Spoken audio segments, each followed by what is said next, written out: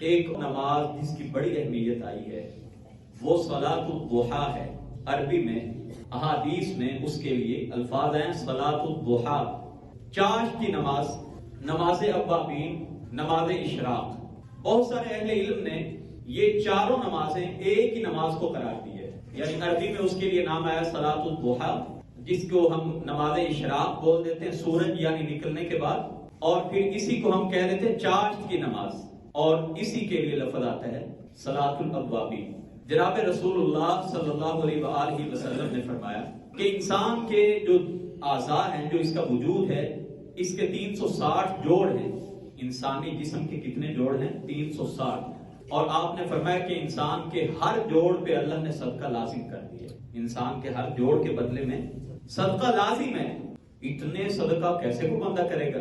تو جناب رسول اللہ صلی اللہ علیہ وسلم نے فرمایا فَكُلُّ تَسْبِيحَةٍ صَدَقَةٌ، تمہارا سبحان اللہ کہنا صدقہ ہے، اور تمہارا الحمدللہ کہنا بھی صدقہ ہے، لا الہ الا اللہ کہنا بھی صدقہ ہے، اللہ اکبر کہنا بھی صدقہ ہے، لوگوں کو نیکی کا حکم کرنا یہ بھی صدقہ ہے، کسی کو برائی سے روک دینا یہ بھی صدقہ ہے۔ وَيُجْزِئُ مِنْ ذَلِكَ رَكَعَتَيْنِ يَرْكَعُهُمَا مِنَ الضُّحَىٰ، اور ان تمام باتوں سے، یعنی ذکر اذکار کرنا، لوگوں کو اچھائی کا حکم کرنا، برائی سے منع کرنا، ان تمام باتوں سے تمہیں یہ 2 رکعات ہی صرف کافی ہو جائیں گی، چاشت کی 2 رکعتیں۔ یعنی جو آدمی ان 2 رکعات کو پڑھ لیتا ہے، گویا کہ اس نے 360 جوڑ کے جو صدقات دینے تھے وہ سارے کے سارے اس کی طرف سے کافی ہو گئے۔ سیدنا ابو ہریرہ رضی اللہ تعالیٰ عنہ بیان کیا کرتے تھے، اوصانی خلیلی صلی اللہ علیہ وسلم، میرے بہت ہی پیارے دوست رسول اللہ صلی اللہ علیہ وسلم نے مجھے 3 باتوں کی وصیت کی تھی، ہر مہینے کے 3 روزے، اور رات سونے سے پہلے وتر پڑھ لیا کرو، اور نماز چاشت کی 2 رکعات۔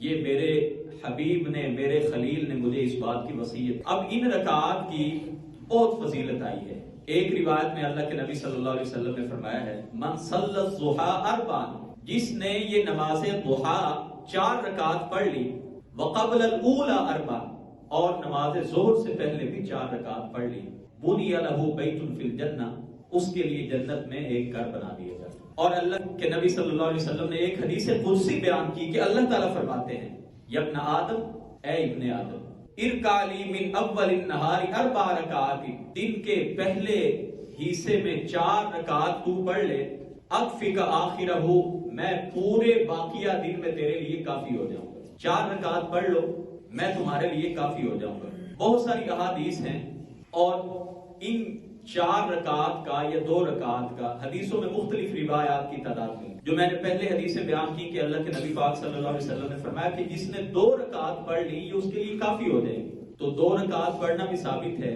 جو ابھی حدیث بیان کی کہ جنت میں ایک گھر بنا دیا جاتا ہے، 4 رکعات بھی ثابت ہے۔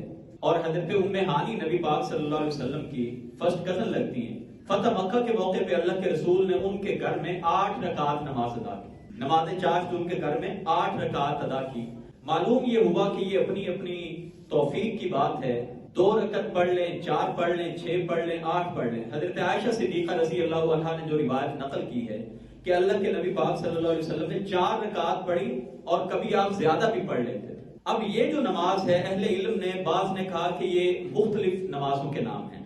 نماز اشراق تو جو حدیث پاک میں اللہ کے نبی پاک نے فرمایا کہ جس نے فجر کی نماز پڑھی اور نماز پڑھنے کے بعد وہ اللہ کے ذکر میں اسی جگہ پہ مصروف رہا، اور جب سورج نکل آیا ثم صلی رکعتین، پھر اس نے 2 رکعتیں پڑھی، کانت لہو کاجر حجۃ و عمرۃ، اللہ اس کو حج کا اور عمرے کا ثواب عطا کریں گے۔ قال رسول اللہ صلی اللہ علیہ وسلم تامۃ تامۃ تامۃ، پورے حج اور عمرے کا ثواب، پورے حج اور عمرے کا ثواب، پورے حج اور عمرے کا ثواب۔ تو یہ جو عمل ہے کہ نماز پڑھنے کے بعد سورج طلوع ہونے تک مسجد میں بیٹھے رہنا، یا جہاں پہ نماز پڑھی اسی جگہ پہ بیٹھ کے انتظار کرنا، ذکر اذکار کرنا، سورج طلوع ہونے کے فوری بعد 2 رکعات پڑھنا، یہ نماز اشراق ہے، یہ جو فوری پڑھی جاتی ہے۔ لیکن جو اس کے بعد ہے، سورج زوال سے پہلے تک کسی ٹائم بھی آپ پڑھ لیں، اس کو صلاۃ الضحیٰ اور نماز اوابین کہا گیا ہے۔